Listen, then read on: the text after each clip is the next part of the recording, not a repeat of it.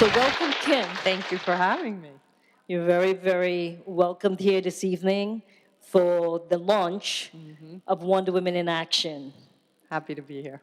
So let's begin by having you tell everyone here a little bit about what you do. A little bit about what I do. My company is the Wall Street Coach. I'm the founder and CEO of it. Started it on a bench outside the New York Stock Exchange on October 6, 2008, the day the market dropped over 500 points. I went down there because I was watching my own business decline as an executive coach, and I am so committed to coaching and know that this is so what I was born to do. I thought, well, if I have to give it away for free, I will. And that has, within a couple of weeks, because of the market, I had a lot of media, and they started to call me the Wall Street Coach. And I would never have probably had the moxie to have ever called myself that, so they did it for me. So I primarily work with those in finance. I do work with lots of people and entrepreneurs outside of that world, but I encourage them to really be all that they can be, to be Wonder Women when it's women, and to be, Supermen when it's men. I believe that we all have a hero within ourselves, and we have just not gotten maybe as much encouragement from culture and school and our home to be all that really we can be. And I just see so much possibility for people. And I think when one sees that for you, you start to see it for yourself. So I think that's what I do. I help people see possibility where they can't see it themselves. Well, we certainly need as many women as we can find. Yes, we do. Who want to make a difference the way you are. Thank you. Thank Very you. nice to say. So what is a resolution? I think I'm going to broaden that definition, especially because all of you ladies are using this word goal. But I think a resolution at its heart and a goal at its heart is a way that we try to measure ourselves and commit to opportunities that we want to create.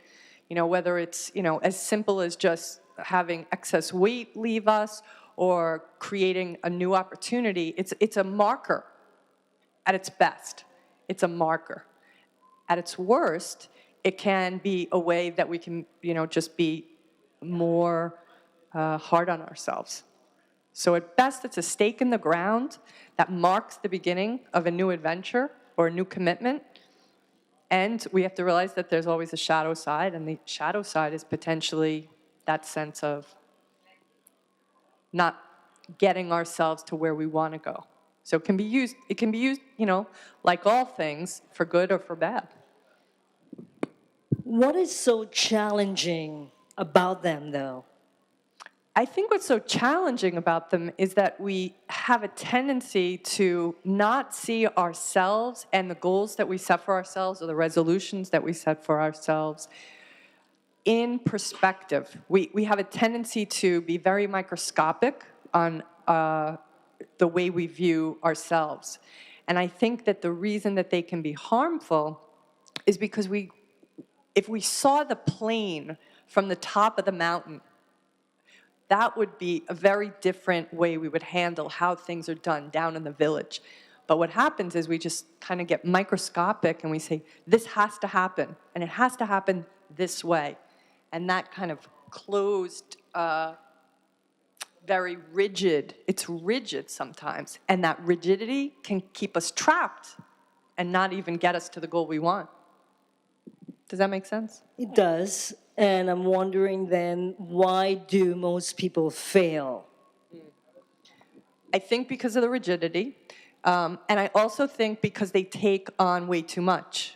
2 books that I've recently read in preparation for this talk, and also because of always working with individuals, 2 books I'm going to really highly recommend to you guys. One of them is called Willpower, and he speaks in that book, the 2 authors, about how we usually do take on multiple resolutions, multiple goals.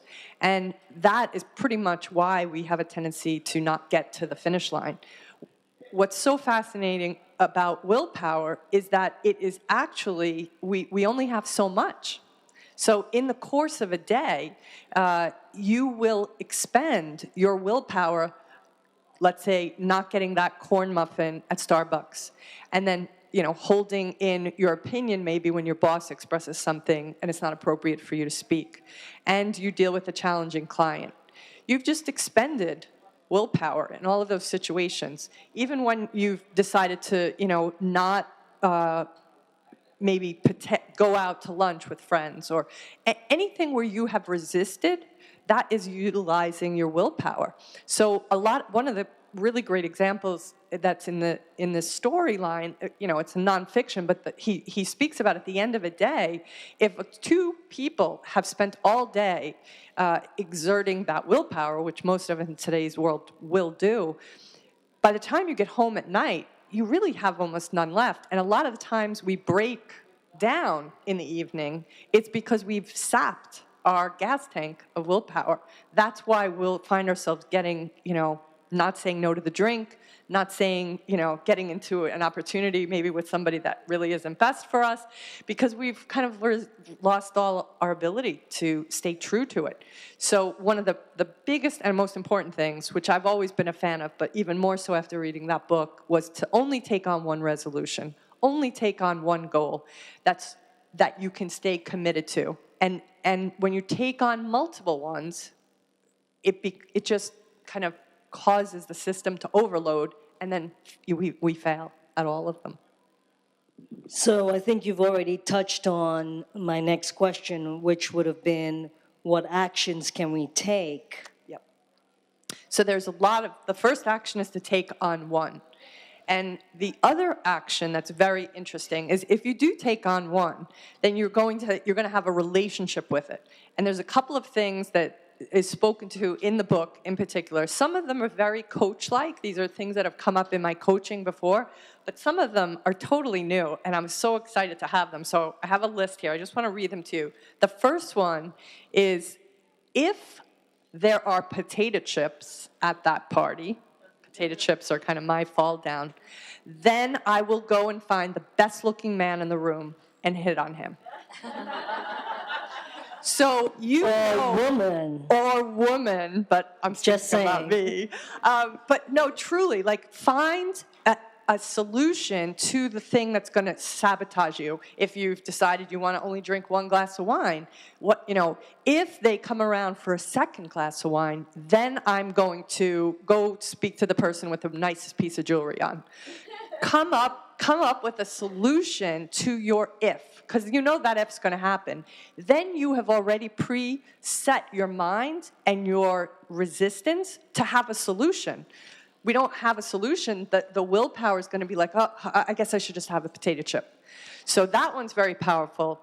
Tracking is really incredible. And the statistics in this book, I've never had the statistics, so right in front of me before, but when you track, whether you're trying to lose weight, whether you're trying to run, whether you're trying to drink a certain amount of glasses of water, let's say a day, all of these different things, if you keep track of them, you are going to do way, double. He says twice as much, keeping track of your weight.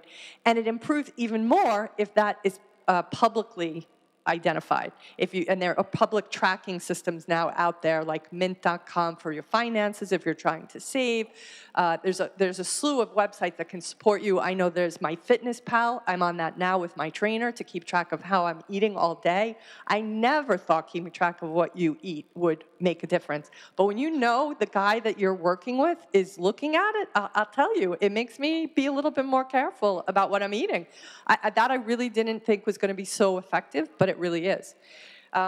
This is another one. This one is by far my favorite, and I can't even believe how simple it is and how powerful it is. Not now, but later. They did a research study specifically on saying that to yourself. So when you don't say, I'm not going to ever have the chocolate cake. You don't say, I'm not going to ever not stand up to that, that person, or you specifically say, not now, I'm going to have it later. And the brain instantly says, oh, we've got that compartmentalized. We can move on. So even the people who say, I will never have chocolate cake again, they don't succeed as well as the person who will say, not now, later. Because the brain just needs to know where it's going to put something. That one, I'm telling you, I've been doing it for the past week and a half. It's wildly successful. I'm so shocked it's something so similar. The other thing is do your activity or do nothing. So I'm writing a book, and there's times when I just, don't feel the inspiration, and I know I still have to spend a certain amount of time every day doing it. And what he says is if you're doing something, if you find yourself having resistance, don't put something else in its place. So I sit there for my 2 hours and write or not, but I don't do anything else. That's going to be for, specific challenges. You can't apply that to everything. And the other one is to reward often. And I just want to circle back to what you're saying. I don't think, for the most part, women are particularly guilty of this. We have a tendency to not reward ourselves for the accomplishments we do have, not only in a lifetime, but in a day. Sometimes just getting through the subway system is an accomplishment. So be sure to reward yourself in ways that you can. For me, hot baths. I love hot baths. You have to clean the tub. It's a big whole production. I love my tub, right, but it's a production. So that's my reward. Okay, if I don't drink that night, or I avoid my desserts, or whatever it is that I'm doing, then I will say, I'm going to have that hot bath. I'm going to make sure that I make it, or I'm going to get the cleaning lady in to make sure the tub's ready, or whatever you got to do. But give yourself the rewards, and I think that would also make a huge difference in goal setting, resolutions, what have you. So, what is your resolution, and how are you going to make it successful? The resolution I decided to make this year was to ask for the business.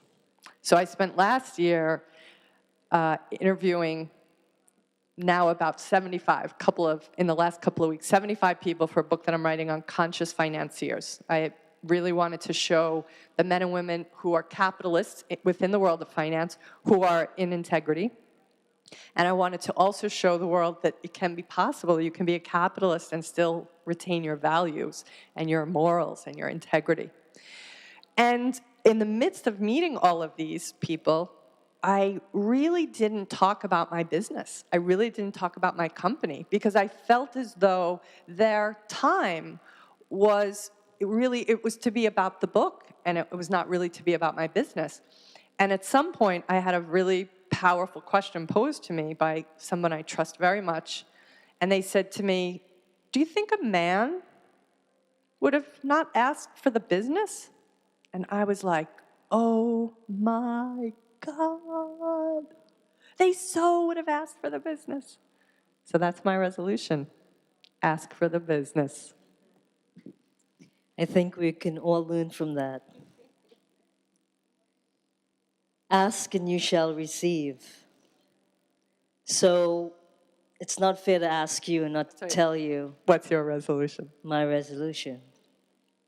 So my resolution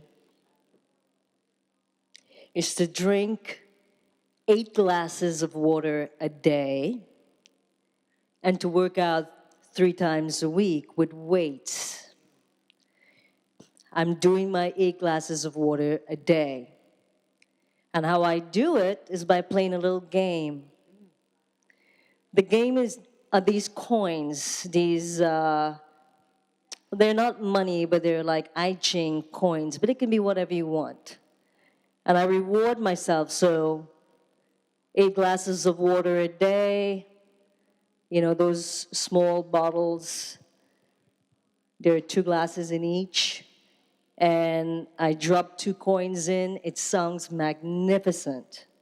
Now, if you're living with someone, that's even better, because then you guys could actually compete with each other to see who gets it done first. If you're competitive, trust me, it works. That's the key, is finding what works for you. Exactly. If you are competitive, then you've got the perfect scenario right there. And then this whole Wonder Woman in Action thing. So now I'm placing myself in a position of interviewing a person every month. So you can bet every dollar you have, I'm going to want to look good. So I think that's going to put a little heat for me. Absolutely. Scientifically, it's putting heat. And now that you've put it out front of all of these women, oh my God, they're all going to come every month, and they're like, tracking. oh my God, are you getting fat? Oh, you're looking great. Right? And either way, we can support each other. So that leads me to what I want to offer tonight. I want to offer each one of you, my cards are on every table, to share with me via email your resolutions, to reach out to Ann. I say Ann all the time. It's Kim Ann Curtin, ladies. To reach out to you and to make a connection about the next steps to take. But as a community, I would love if we can start having a conversation. So start with me, reach out to me. I'm trying to make a difference in the community, and I'd like you to put me to that challenge. Reach out to me, tell me what you're trying to do, who you're trying to meet with, what makes you tick. I put something on Facebook this week. A few people answered me. A woman sent me a really inspirational story that's on Facebook. I would like you to go and look at it. Please become a fan and let's engage.